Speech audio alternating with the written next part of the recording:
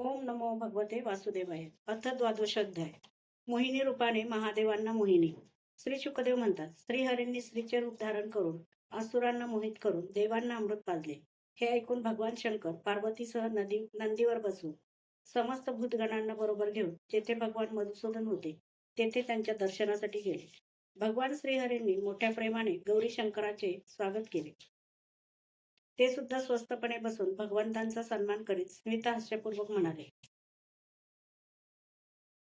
श्री महादेव म्हणाले, देवादिदेवा, आपण विश्वव्यापी जगदीश्वर तसे जगत स्वरूप आहात. सर्व चराचर पदार्थांचे मूळ कारण ईश्वर आणि आत्मा सुद्धा आपणच आहात. या जगताचे आदी अंत आणि मध्य ज्याच्यापासून होतात, परंतु ज्या अविनाशी स्वरूपाला आदी मध्य आणि अंत नाहीत, ज्याच्यामध्ये द्रष्टा दृश्य भोगता भोग्य असे भेद नाही, ते सत्य चिन्मात्र ब्रह्म आपणच आहात. कल्याण इच्छिणारे महात्मे हा लोक आणि परलोक अशा दोहोंची आसक्ती सोडून तसेच सर्व कामनांचा त्याग करून आपल्या चरण कमलांचीच आराधना करतात.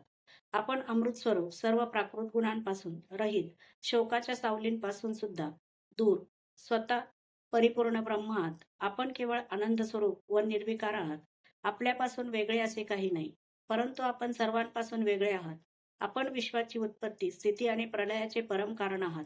आपण सर्व जीवांच्या शुभाशुभ कर्माचे फळ देणारे आहात, परंतु ही गोष्ट सुद्धा जीवांच्या अपेक्षेनुसारच सांगितली जाते. वास्तविक आपण सर्व अपेक्षारहित आहात.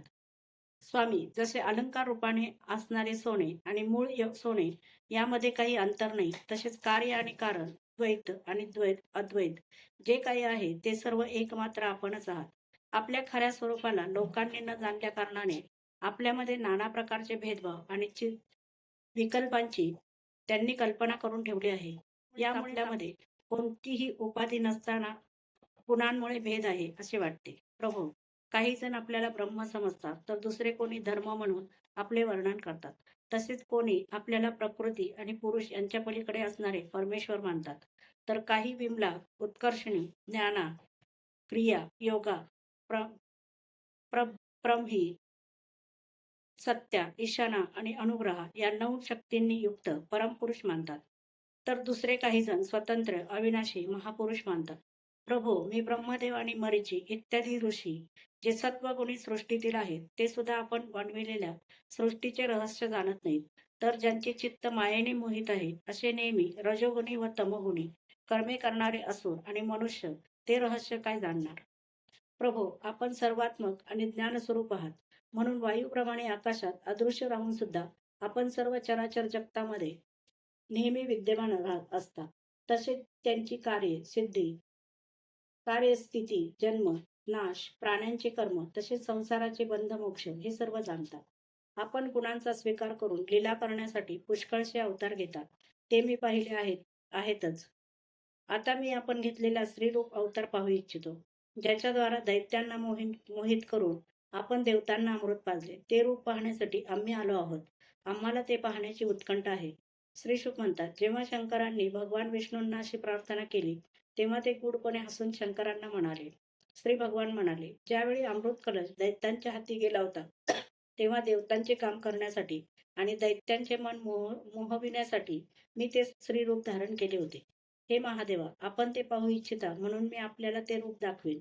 परंतु ते रूप कामी पुरुषांना विशेष आवडणारे असून कामभावना उत्तेजित करणारे आहे. श्री शुक म्हणतात, असे बोलता बोलतात भगवान तेथेच अंतर्धान पावले आणि भगवान शंकर पार्वतीसह चोहीकडे पाहत तेथेच बसून राहिले. इतक्यात त्यांना एक उपवन दिसले. त्यामध्ये रंगीबेरंगी फुले आणि लालसर पालवी असलेले वृक्ष होते. त्या उपवनात एक सुंदर स्त्री चेंडू जमिनीवर आपटून खेळत होती. तिने रेशमी पैठणी परिधान केलेली असून तिच्यावर कमरपट्टा शोभत होता. चेंडू जमिनीवर आपटून आणि नंतर उंच उडी मारून पकडल्याने तिचे स्तन आणि त्यावरील हाड हालत होते. त्यावेळी वाटत होते की जणू त्यांच्या भाराने मोडू शकणारी बारीक कंबर प्रत्येक पावलागणे सावरीत ती आपली पालवीसारखी तांबूस सुकुमार पावले टाकीत आहे. उसळणारा चेंडू जेव्हा इकडे तिकडे पडत असे, तेव्हा ती झेप घेऊन तो अडवीत असे.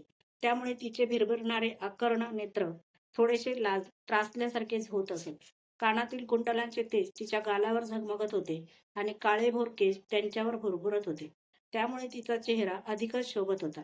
जेव्हा तिची पैठणी ढळत असे आणि वेणीतील केस सुटत असत, तेव्हा सुकुमार अशा डाव्या हाताने ती ते सावरत असे आणि उजव्या हाताने चेंडू जमिनीवर आपटत असे.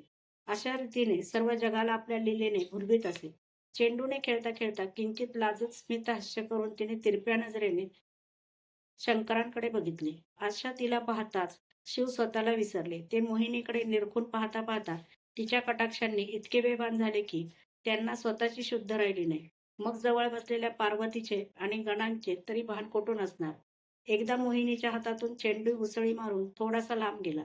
ती सुद्धा त्याच्या पाठीमागे धावली. त्यावेळी शंकर पाहत असतानाच वाऱ्याने तिची सळसळणारी साडी कमरपट्ट्यांसह वर उडाली. मोहिनीचे प्रत्यंग अत्यंत सुंदर आणि नयन मनोहर होते. जेथे दृष्टी पडेल तेथे मन गुंतत असे. मोहिनी सुद्धा आपल्यावर आसक्त आहे असे वाटून शंकर तिच्याकडे अत्यंत आकर्षित झाले. तिने त्यांचा विवेक हिरावून घेतला. तिच्या हावभावांनी ते कामातूर झाले आणि पार्वती समोर असतानाच लज्जा सोडून ते तिच्या पाठोपाठ गेले. शंकर आपल्याकडे येत असलेले पाहून वस्त्र ढळलेली ती अत्यंत लज्जित झाली. ती एका झाडाआडून दुसऱ्या झाडाआड जाऊन लपत होती आणि हसत होती. परंतु ते एके ठिकाणी थांबत नसे. भगवान शंकरांचे मन त्यांच्या अधीन राहिले नाही. ते कामवश झाले म्हणून हत्ती हत्तीनीच्या पाठीमागे धावत जातो त्याप्रमाणे तिच्या मागे मागे ते धावू लागले. वेगाने धावत जाऊन त्यांनी तिचा पाठलाग केला व तिची वेणी पकडली आणि तिची इच्छा नसतानाही तिला बाहुपाशात पकडले. हत्ती हत्तीनीला आलिंगन देतो तसे भगवान शंकरांनी तिला आलिंगन दिले. इकडे तिकडे सरकून निसटण्याचा तिने प्रयत्न केला तेव्हा तिचे केस विस्कटले. हे राजा, वास्तविक ती सुंदरी म्हणजे भगवंतांनी रचलेली मायाच होती. म्हणून तिने शंकरांच्या बाहुपाशातून स्वतःला सोडविले आणि ते वेगाने पळून गेली. शंकर सुद्धा त्या अद्भुत कृत्य करणाऱ्या भगवान विष्णूंच्या मागे मागे शत्रू असणाऱ्या कामाने जिंकल्याप्रमाणे धावू लागले. कामुक हत्तीनीच्या मागे धावणाऱ्या मदोन्मत्त हत्तीप्रमाणे ते मोहिनीच्या मागे मागे धावत होते. ते अमोघ वीर्य असूनही तिच्या मागे धावताना त्यांचे सक्खलन झाले. हे राजा, भगवान शंकरांचे वीर्य पृथ्वीवर जेथे जेथे पडले तेथे सोन्या चांदीच्या खाणी तयार झाल्या. नद्या, सरोवरे, पर्वत, वने, उपवने तसेच जेथे जेथे ऋषी निवास करत होते तेथे तेथे मोहिनीच्या पाठोपाठ शंकर गेले.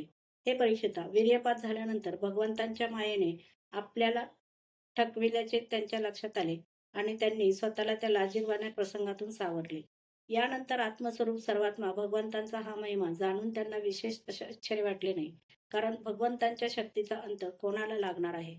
भगवंतांनी पाहिले की भगवान शंकर या गोष्टीचा खेद किंवा लज्जा वाटली नाही तेव्हा ते पुरुष शरीर धारण करून पुन्हा प्रगट झाले आणि मोठ्या प्रसन्नतेने त्यांना म्हणाले. श्री भगवान म्हणाले, हे देवा, माझ्या स्त्रीरूपी मायेने पूर्णपणे मोहित होऊन सुद्धा आपण आपल्या मूळ रूपात राहिलात. ही मोठी आनंदाची गोष्ट आहे. माझ्या मायेला अंत नाही. ती अशी काही गोष्टी करते की ज्यांनी आपली इंद्रिये जिंकली जात नाही. तो तिच्यात गुंतला की कोणत्याही प्रकारे तिच्यापासून आपली सुटका करून घेऊ शकत नाही. आपणच याला अपवाद आहात. ती ही माझी गुणमय माया आपल्याला कधी मोहित करणार नाही. कारण सृष्टीसाठी योग्य वेळी तिला कार्यरत करणारा काल मीच आहे. म्हणून माझी इच्छा असल्याखेरीज ती रजोगुण इत्यादींची उत्पत्ती करू शकत नाही. श्री शुक म्हणतात, परीक्षिता, अशा प्रकारे विष्णूंनी भगवान शंकरांचा गौरव केला. तेव्हा त्यांचा निरोप घेऊन व त्यांना प्रदक्षिणा घालून ते आपल्या गणांसह कैलासाकडे निघून गेले. हे राजा, भगवान शंकरांनी स्तुती करणाऱ्या मोठमोठ्या ऋषींच्या सभेमध्ये पार्वतीला प्रेमाने विष्णू रूपाचा अंशभूत असणाऱ्या मायेविषयी असे सांगितले. देवी, परमपुरुष परमेश्वर भगवान विष्णूंची माया तू पाहिलीस ना. मी सर्व कलांचा स्वामी आणि स्वतंत्र असूनही त्या मायेपुढे हरलो. मग परतंत्र असणाऱ्या सामान्य जीवांची काय कथा.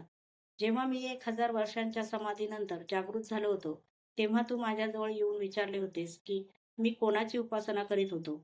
हे साक्षात सनातन पुरुष आहेत. कालाचे सामर्थ्य यांच्यावर चालत नाही की वेद यांचे वर्णन करू शकत नाही. श्री शुकाचार्य म्हणतात, प्रिय परीक्षिता, ज्यांनी समुद्र मंथनाच्या वेळी आपल्या पाठीवर मंदलाचल धारण केला त्या भगवंतांचा पराक्रम मी तुला सांगितला. जो मनुष्य वारंवार या कथेचे कीर्तन आणि श्रवण करतो त्याचे प्रयत्न कधीही निष्फळ होत नाहीत. कारण पवित्र कीर्ती भगवंतांचे गुण आणि लीला यांचे गायन संसारातील सर्व क्लेश नष्ट करणारे आहे. अभक्तांना भगवंतांच्या व चरणकमलांची प्राप्ती कधीही होऊ शकत नाही. भक्तिभावयुक्त पुरुषांना ते प्राप्त होतात. म्हणूनच त्यांनी स्त्रीचे मायामयी रूप धारण करून दैत्यांना मोहित केले आणि आपल्या चरणांना शरण असलेल्या देवांना समुद्र मंथनातून निघालेल्या अमृताची पान करविले. जो कोणी त्यांच्या चरणकमलांना शरण जाईल त्याच्या सर्व कामना ते पूर्ण करतात. त्या प्रभूंच्या चरणकमलांना मी नमस्कार करतो. अध्याय 12वा समाप्त.